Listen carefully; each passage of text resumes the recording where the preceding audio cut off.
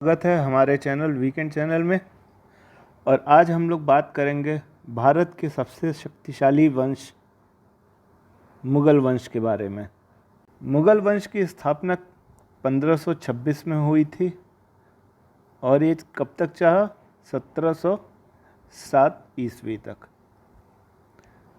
अब इसकी स्थापना किसने की थी? बाबर ने की थी। इसने राज कब तक किया? 1526 से लेकर के 1530 तक। यहाँ ये एक बात जानने वाली है कि इसने अपनी राजधानी दिल्ली नहीं बनाई थी। इसकी राजधानी कौन सी थी? लाहौर। अब बाबर जो है दिल्ली आया क्यों? भारत आया क्यों? तो भारत में आने का न्योता जो है बाबर को, वो किसने दिया था? आलम खान ने। आलम खान जो है ये इब्राहिम लोदी जो सुल्तान उस वक्त था उसका चाचा था। तो उसने जो है बाबर को न्योता दिया कि वो आए और इब्राहिम लोदी को हराए। तो इस वजह से बाबर यहाँ आया और उसने इब्राहिम लोदी को हरा करके किस युद्ध में हराया था? पानीपत का पहला युद्ध। कब लड़ा गया था? 1526 ईस्वी में। 1526 ईस्वी में पानीपत के फर्स्ट युद्ध में, पहला युद्ध में बाबर ने इब्राहिम लोदी को हराया और उसी युद्ध में इब्राहिम लोदी की मौत भी हो गई। और इस प्रकार 1526 में भारतवर्ष में मुग़ल वंश की स्थापना बाबर ने की। इसके अलावा बाबर ने एक युद्ध लड़ा, ये इम्पॉर्टेंट है, आता भी है, बैटल ऑफ खानवा। ये किसके विरुद्ध लड़ा? तो ये जो है लड़ा गया था राणा सांगा। आप लोगों ने नाम जरूर सुना होगा, राणा सांगा। राणा सांगा और बाबर के बीच में लड़ा गया था, जिसमें बाबर ने राणा सांगा को हराया और उसके बाद जो है उसने गाजी की उपाधि को ग्रहण किया। युद्ध लड़ा कब गया था? ये भी इम्पोर्टेंट है, 1527। तो ऐसे याद कीजिए, 1526 में किसको हराया? इब्राहिम लोदी को। 27 में किसको हराया? आपको राणा सांगा को हरा दिया। और उसके बाद एक और इम्पॉर्टेंट युद्ध हुआ था जो मेदिनी राय के साथ हुआ था। वो कौन सा युद्ध था? चंदेरी का युद्ध। चंदेरी साड़ी बहुत फेमस है। तो बैटल ऑफ चंदेरी में इन्होंने मेदिनी राय को परास्त किया। तो ये जो है 1529 में इन्होंने हरा दिया। एक चीज़ इम्पॉर्टेंट थी कि जब बाबर आया तो बाबर के आने के साथ ही पहली बार भारत में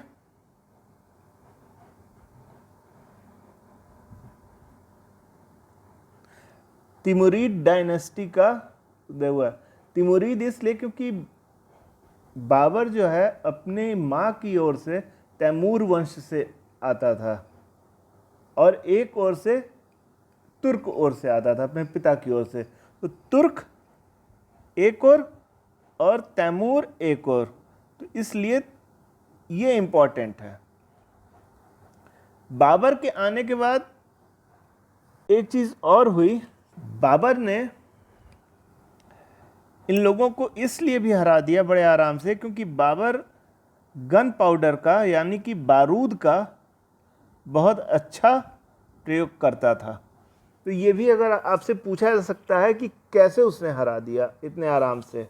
इसके अलावा एक चीज़ और जो आपसे पूछी जा सकती है कि जिहाद का नारा पहली बार भारत में बाबर ने दिया था और ये कब दिया था? 1527 में, राणा सांगा को हराने के बाद, जब उसने गाजी की उपाधि भी धारण की थी। तो ये एक इम्पॉर्टेंट चीज़ है। और यही बाबर ही एक ऐसा रूलर था जिसने पहली बार एक उपाधि भारत में ली, मुग़ल उसमें शासक में। तो इसका पूरा नाम क्या हुआ? ज़हीरुद्दीन मोहम्मद बाबर। तो ये इसका पूरा नाम हुआ। बाबर जो है अपने जो ये नोबल्स थे, जो इसके दरबारी थे, इन लोगों को बहुत उदारता से दान दिया करता था। तो ये सब इसको कलंदर भी कहते थे। बाबर को कलंदर की भी उपाधि मिली हुई थी। तो ये चीज़ जो है ये जानने वाली है। अब बाबर के शासनकाल में उसके कौन कौन से इलाके आते थे, ये एक बहुत ही ज़्यादा जानने वाली बात है। काबुल का इलाका जो है वो बाबर ने जीता हुआ था। इसके अलावा जो आज के समय में यूपी है वो भी बाबर ने पूरा जीत लिया था। और पंजाब में हरियाणा शामिल है। ये इम्पोर्टेंट चीज़ है, पहले पंजाब में हरियाणा वगैरह सब शामिल हुआ करता था। तो ये बाबर के रूल में था। अब जो है इसके बाद बाबर ने एक पुस्तक भी लिखी थी, बाबरनामा। बहुत पढ़ा लिखा भी था। तो बाबरनामा द्वारा इसने एक पुस्तक लिखी थी जो इसकी खुद की ऑटोबायोग्राफी थी। तो इसको बाबरनामा या तुज़्क़े बाबरी भी बोला जाता है।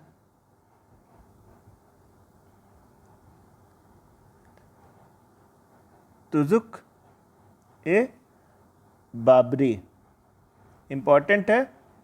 ये भी पूछ दिया जाता है कि ये किस भाषा में लिखी गई थी।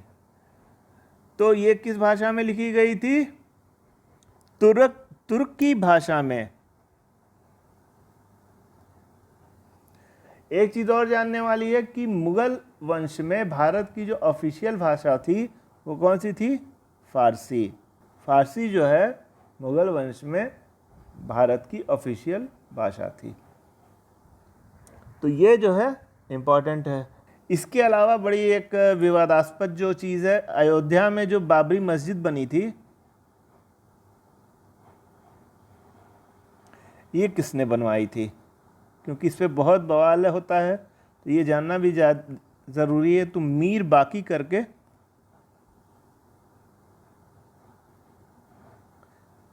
ये बाबर का एक सेनापति था, उसने बाबर के उसमें एक मस्जिद बनवाई थी। तो उसका नाम बाबरी मस्जिद था।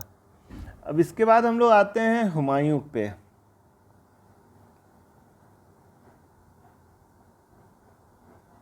लेकिन जब हुमायूं का नाम लेंगे तो उसके साथ ही शेर शाह का भी नाम चलेगा।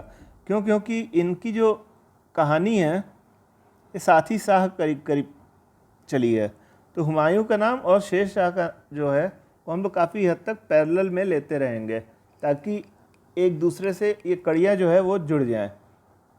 हुमायूं जो है गद्दी पे बैठा था 1530 में। इसने सबसे पहले जो है एक युद्ध किया 1531 में, जो कि कालिंजर में हुआ था। कहाँ पे? कालिंजर में हुआ था। किससे हुआ था? शेर शाह से ही। अभी देखिए आप, सब इसके जो युद्ध हैं शेर शाह और हुमायूं के, बड़े इम्पोर्टेंट हैं, क्योंकि दिल्ली की जो गद्दी है इसका फैसला इधर ही से हुआ था। तो 1531 में हुमायूं ने शेर शाह को हरा दिया।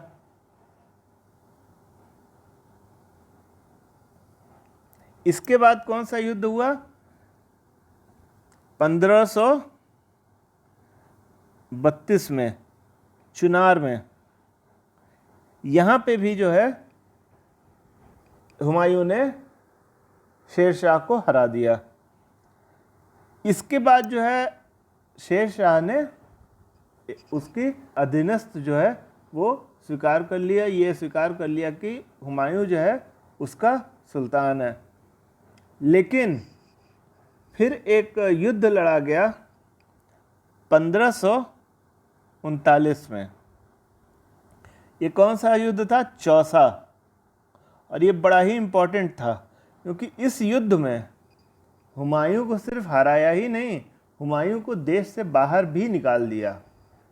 एक मशक वाले ने, जो लाश वगैरह ढोते थे, उसने हुमायूं को बचाया। उसके बाद हुमायूं ने सहायता लेके एक बार और युद्ध करने की कोशिश की, और वो कब की? 1540 में की। लेकिन वो फिर से इस बिलग्राम के युद्ध में पराजित हुआ शेरशाह सूरी से, और उसके बाद जो है भारत से चला गया। और तो आप देखिए 1530 से लेकर के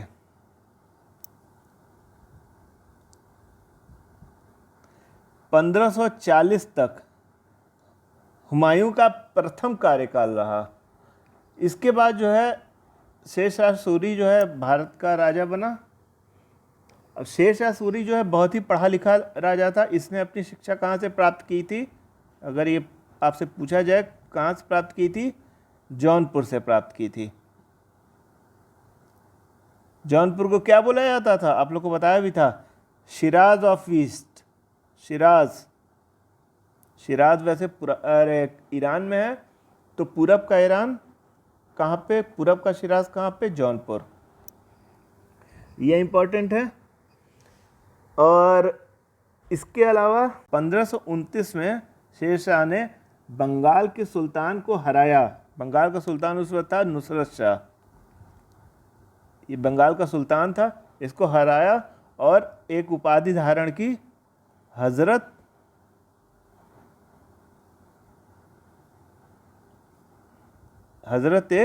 आला। इसकी उपाधि शेरशाह ने दाखिल की। उसके बाद जो है जब हुमायूं को हरा दिया तो इसने कौन सी उपाधि धारण की? शेर शाह की उपाधि इसने धारण की, जब उसने 1539 में हरा दिया। उसके बाद इसने अपने नाम का खुतबा भी पढ़वाया और अपने नाम के सिक्के भी चलाए। तो ये इम्पोर्टेंट है कि अपने नाम के सिक्के चलाए, खुतबा पढ़वाया। उसके बाद जो है एक और युद्ध हुआ था 1555 में, जो कि बैटल ऑफ सरहिंद था।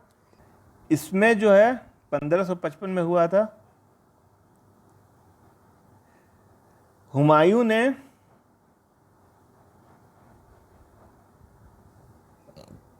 सूरवंश के अंतिम राजा को हरा करके फिर से दिल्ली की गद्दी जीत ली। तो लेकिन वो 6 से 7 महीने ही वो किया शासन, और 1556 में अपनी जो लाइब्रेरी थी इसकी, 1556 में दीन मंजिल करके इसकी एक लाइब्रेरी हुआ करती थी, वहाँ से गिर गया और इसकी मौत हो गई हुमायूं की। तो इसका शासन 2 बार रहा, 1555 से 1556 और 1530 से 1539। तो 1539 से लेकर 1555 के बीच में सूरवंश रहा, जिसमें राजा कौन था? शेरशाह था। उसके बाद उसके बेटे भी हुए, लेकिन वे उतना शक्तिशाली नहीं थे। अब शेरशाह ने कुछ बड़े इम्पॉर्टेंट काम किए। पहला जो था, इसने रेवेन्यू रिफॉर्म्स लाए, राजस्व सुधार। तो इसमें इसने क्या स्थापना किया? रैयतवाड़ी सिस्टम की। रैयतवाड़ी में इसने क्या किया? ये जानता था कि अगर प्रजा को खुश रखना है तो सबसे पहले, अगर अच्छे से राज करना है तो प्रजा को खुश रखना है। और प्रजा में उस वक्त सबसे ज़्यादा कौन था? किसान थे। तो इसने सीधे जो है किसानों के साथ किसानों के साथ ही फसलों को, उसका मूल्य जो है सीधे किसान को ही देना प्रारंभ कर दिया। उसके बाद जो प्रशासनिक सुधार उसने किए, प्रशासनिक सुधार, एडमिनिस्ट्रेटिव रिफॉर्म्स, इसमें इसने क्या किया कि जैसे एक हेड ऑफ सेंट्रल गवर्नमेंट का हेड, तो वो राजा बना। राजा क्या था? वो सेंट्रल गवर्नमेंट का हेड बना। और इसने अपने पूरे एम्पायर को 47 प्रोविंसेस में बांटा, मतलब 47, और बंगाल को एक स्पेशल दर्जा दिया। बंगाल को स्पेशल दर्जा दिया। इसके अलावा इसने सैन्य सुधार भी किए, मिलिट्री रिफॉर्म्स। इसमें ये प्रभावित था अलाउद्दीन खिलजी से। अलाउद्दीन खिलजी से। तो इसने जो सैनिक थे उनको सीधे रिक्रूट किया और कैश में पैसा उनको दिया। कैश में पैसा दिया।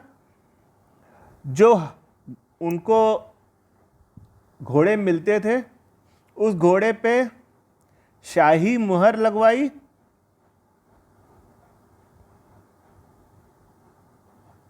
शाही मुहर लगवाई, कारण कि कोई भी तरह का करप्शन या भ्रष्टाचार रोका जा सके, तो शाही मुहर लगवाई। इसके बाद जो सबसे इम्पोर्टेंट था इसका रिफॉर्म, वो था मुद्रा सुधार या करेंसी रिफॉर्म। एक ब्रिटेन के हैं विंस्टन आर्थर स्मिथ, उन्होंने तो ये तक कह दिया है कि आज भी जो ब्रिटेन की जो करेंसी है उसका आधार शेर शाह सूरी की जो करेंसी सिस्टम है वही है। वीए स्मिथ करके हैं। ये इंपॉर्टेंट स्टेटमेंट है। ये जो है इसने सोने के शुद्ध सिक्के चलाए, गोल्ड चांदी के भी चलाया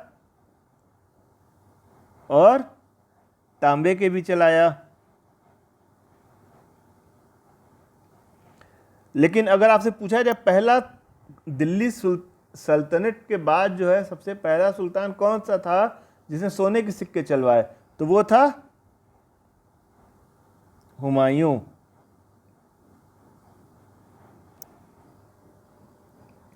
तो ये हो गया। अब जो है शेरशाह की जो मृत्यु है वो 1545 में हो गई।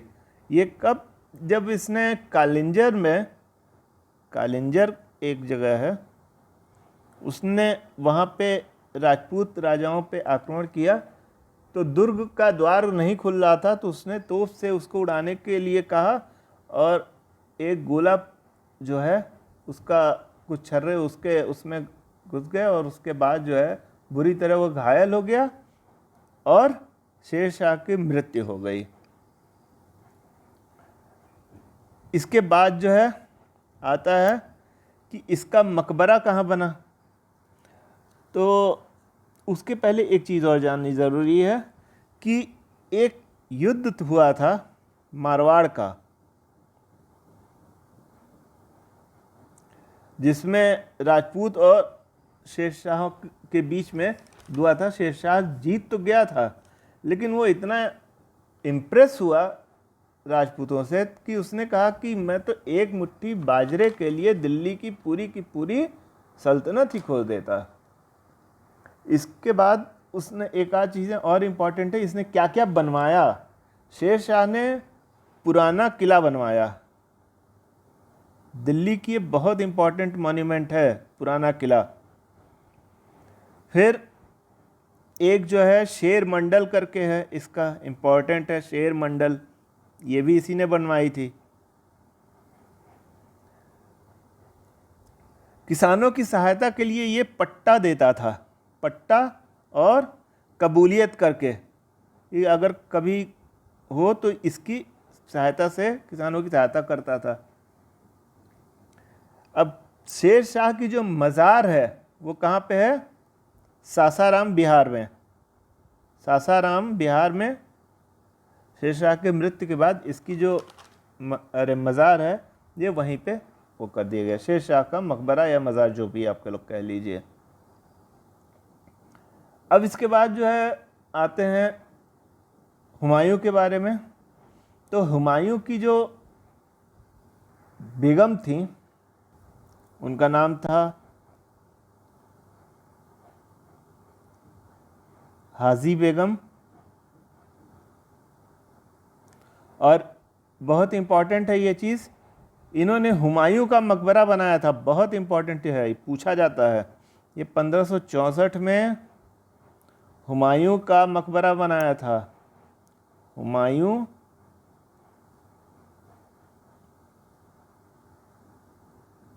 कहाँ पे स्थित है? दिल्ली में स्थित है।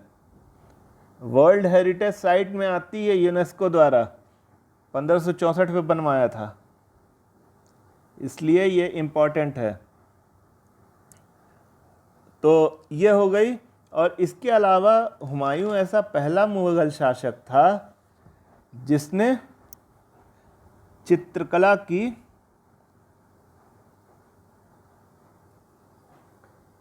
शुरुआत की। हुमायूं की बहन थी गुलबदन बेगम।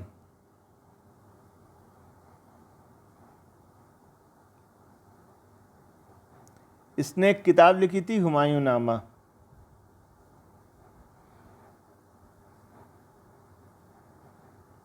ये भी एक इम्पॉर्टेंट चीज़ है। एक चीज़ आप जान लीजिए कि ये जो पहला मुगल का और काल था जिसमें हमने बाबर,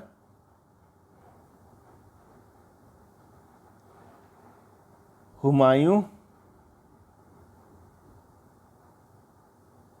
और शेरशाह के बारे में डिस्कस किया। आने वाले दूसरा पार्ट जो है उसमें हम लोग क्या डिस्कस करेंगे?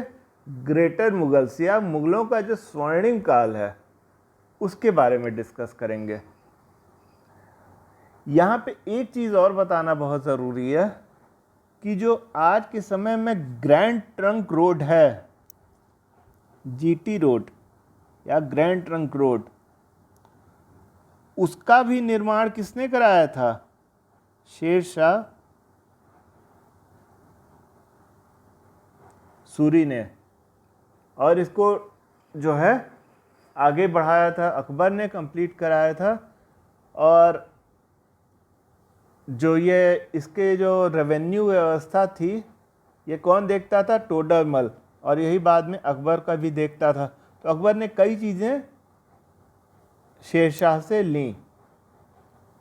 दोस्तों अगले भाग में हम लोग डिस्कस करेंगे मुगल काल के सबसे स्वर्णिम अध्याय के बारे में, जो कि अकबर से शुरू होता है 1556 से लेके 1707 तक की, और ये सबसे शक्तिशाली काल था। तब तक के लिए धन्यवाद।